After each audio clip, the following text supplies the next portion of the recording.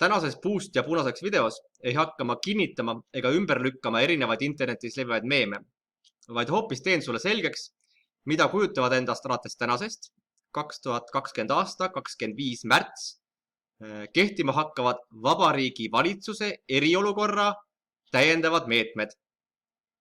Kõik või enamus meie vabariigi kodanikud said täna valitsuselt alljärgneva kirja, mida näitan ka sulle. Nii. Nagu sa tead, alates 12. märtsist 2020 kehtib Eestis Vabariigi Valitsuse otsusel eriolukord. Ja nüüd eile, 24. märts, võttis valitsus vastu täiendavad meetmed viiruse leviku piiramiseks. Ja nüüd me hakkamegi sinuga koos vaatama, mis on need täiendavad meetmed. Niisiis, alates tänasest, 25. märts. Nii, siin. Tuleb avalikes kohtades ja siseruumides, välja arvatud kodus, hoida teiste inimestega vähemalt 2 meetrist vahet. Mida see siis tähendab? Väga lihtne. Ehk siis, kui oled koduseinte vahelt väljas, pead sa teiste inimestega hoidma miinimum 2 meetrist vahet. Ehk siis, kui oled kuskil ringi liikumas väljaspool kodu, siis pead hoidma kas täisvõõraste inimestega või lihtsalt oma tuttavatega vähemalt 2 meetrist vahet. Muidugi ei kehti see reegel sinu enda pereliikmete ja nende kohta, kellega sa koos elad, aga need inimesed, kellega sa koos ei ela, nendega pead vähemalt 2 meetrist vahet hoidma. Ehk siis, ole kas või superinimene, siis vahet väljaspool kodu teise inimesega väiksemaks kui 2 meetrit sa lasta ei tohi. See on keelatud. Ehk siis jäta meelde. Alati, kui oled kodust väljas, jälgi, et sinu vahe oleks teiste inimestega miinimum 2 meetrit. Ja mis kohad need siis on, kus sa pead seda distantsi hoidma? Põhimõtteliselt kõik, mis on väljaspool kodu, et oleks sul lihtsam mõista, siis mõned näited. Näiteks avalikud mänguväljakud. Juhul, kui need on veel avatud, siis hästi paljud neist on juba kinni pandud. Seal pead hoidma teiste viibivate inimestega vahet vähemalt 2 meetrit. Samamoodi kõik spordiväljakud, võrkpalliväljakud, korvpalliväljakud, jalgpalliväljakud ja nii edasi. Seal pead hoidma teiste inimestega vähemalt 2 meetrist distantsi. Ehk siis nagu näed, tegelikult neid 2 esimest ei olegi sul praegu mõtet külastada, sest kaunis ebamugav on need kasutada, kui sa pead kõigi 2 meetrist distantsi hoidma. Aga vaatame edasi.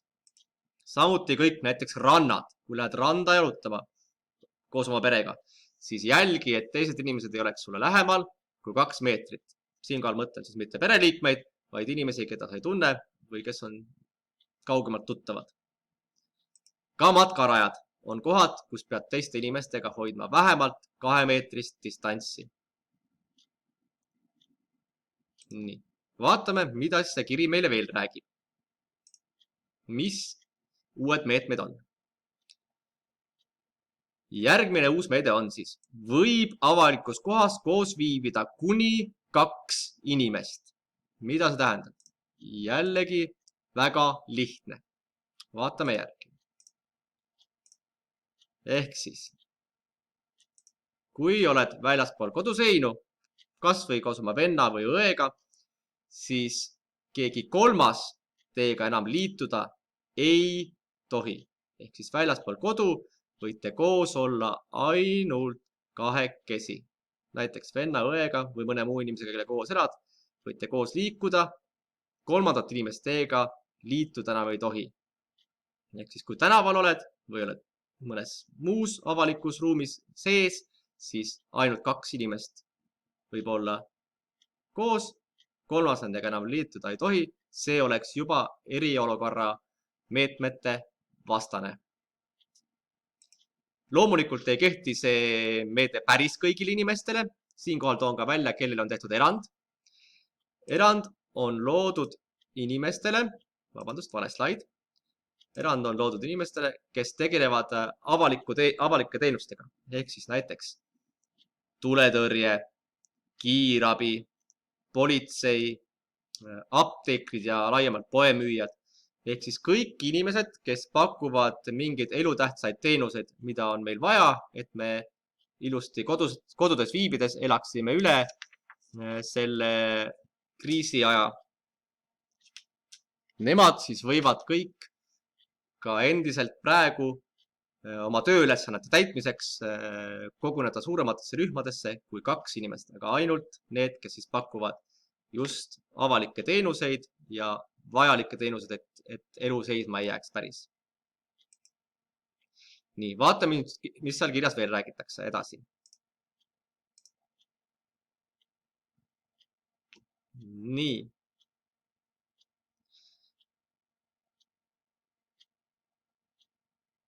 Järgmine punkt on, mis hakkavad kehtima nüüd mitte tänasest, vaid 27. märtsist ehk siis reedest. Alates sellest reedest on siis järgmised uued muudatused.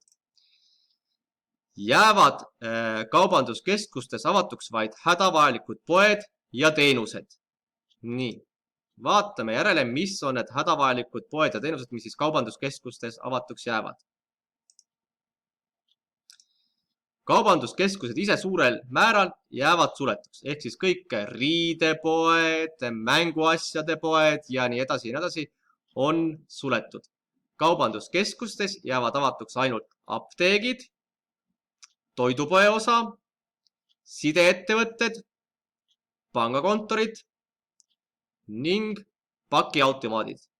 Need siis jäävad avatuks, ülejäänud kauplused kõik kaubanduskeskustes suletakse.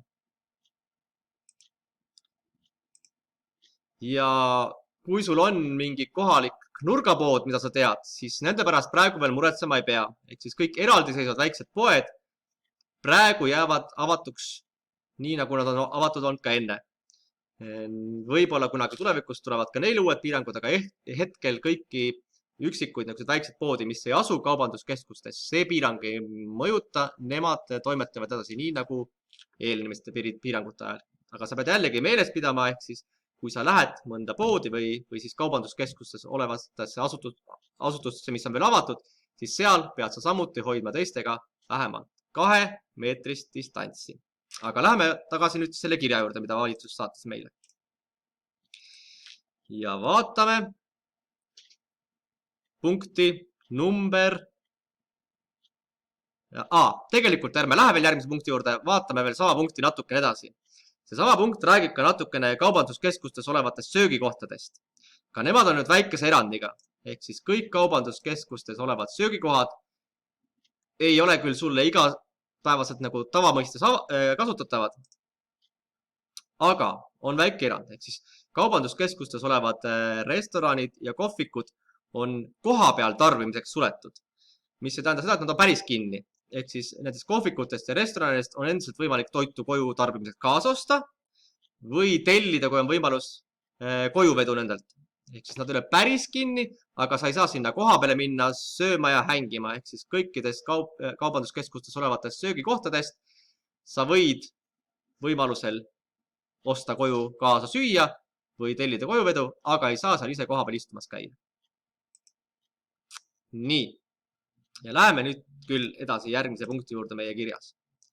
Ehk siis järgmine punkt on, et ei tohi söögikohad ja baarid olla avatud kauem kui kella 10-ni. Ehk siis ka kaubanduskeskustest väljas olevad kõik söögiasutused peavad oma uksed sulgema vähemalt kell 10.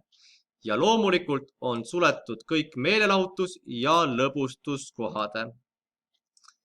Ja täna uudises ka räägiti, et tasub nendesse piirangutesse suhtuda tõsiselt, sest et politsei on toonud tänavatele täiendavat lisajõudu ja reaalselt ikkagi hakatakse jälgima, kas neid piiranguid jälgitakse või mitte.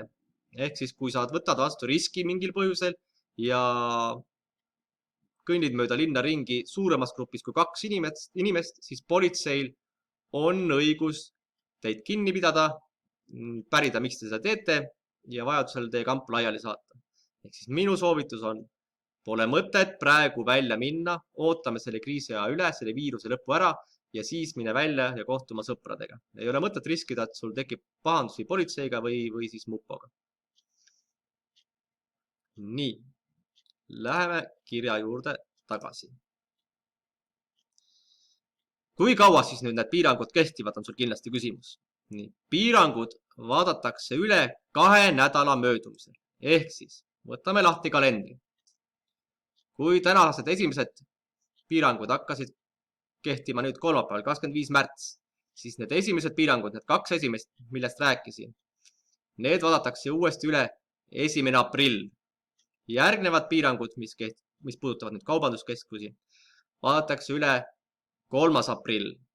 See nüüd ei tähenda seda, et kui nad üle vaadatakse, et need piirangud ära kaotatakse. See tähendab seda, et need vaadatakse üle ja otsustatakse, kas nad jäävad kehtima või mitte. Nii et sa pead olema kindlasti ka valmis selleks, et need samad piirangud, mida ma sulle just tutvustasin, kehtivad ka edasi peale 1. aprilli ja peale 3. aprilli.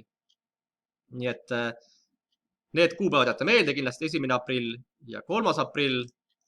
Ja nendel kuupäevadel siis jälgi uudiseid ja saad kindlasti uudiste vahendusel teada, kas Vabariigi Valitsus on leevendanud piiranguid või mitte või jäävad samal moel kehtima. Ja kui ei taha uudiseid jälgida, siis kindlasti saad kogu info ka noortekeskuse online lehelt, eks meie online noortekeskusest. Nii, aga vaatame, kas midagi on veel, mis meil jäi seal kirjas lugemata. Nii, ja on. Et juhul, kui sul nüüd tekib küsimusi, siis küsimuste korral saad sa abi järgmistest kohtadest. On olemas üks internetilehekülg, milleks on kriis.ee. Internetilehelt kriis.ee on võimalik saada erinevat infot siis selle praeguse olukorra kohta või siis lausa kirjalikult küsida infopäringuid ennast huvitavate küsimuste asjus. Need küsimused peavad siis olema seotud kas praeguse eriolukorraga või siis selle viiruse levikuga. Siin on seda võimalik teha. Või kui sa ei soovi teha seda internetis, on sul võimalik infot muretseda telefoni teel, helistades numbrile 1247. Et ka see number siis on mõeldud selleks, et anda sulle vajalikku infot siis piirangute kohta ja kriisi enda kohta ja viiruse leviku kohta. Klikin kiiresti slaidid läbi, vaatan, kas jäi midagi ütlemata. Ja üks väike täpsustus jäi tegemata. Läheme tagasi siia esimese 2 punkti juurde, et see piirang, mis puutub 2 meetri vahesse ja mis puutub rohkem kui 2 inimest koos olemisse, siis loomulikult see piirang ei kehti perekondadele, inimestele, kes elavad koos. Nii et kui sul on perekonnas rohkem kui 2 inimest, siis kõik koos võite julgelt, rahulikult endiselt minna välja jalutama. See ei ole mitte kuidagi keelatud. Nii, vaatame, kas jäi veel midagi ütlemata. Samamoodi jah, siis ka perekonna, kui enne ütlesin, võite olla lähemal kui 2 meetrit üksteisest ja niikuinii elate ühes ruumis koos. Nii, siit sai kõik räägitud, siit sai samuti kõik räägitud. Nii, tundub, et kõik info sai jagatud. Kui sul on veel küsimusi või jäi midagi arusaamatuks, siis võid jällegi, nagu ütlesin, infot juurde otsida kas telefonil 1247 või siis internetilehelt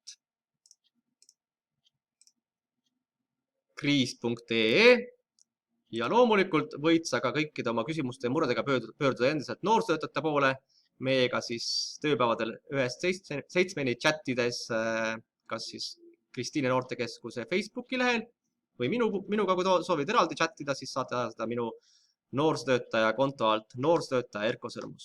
Nii et selleks korraks kõik ja järgmiste videodeni. Tšau!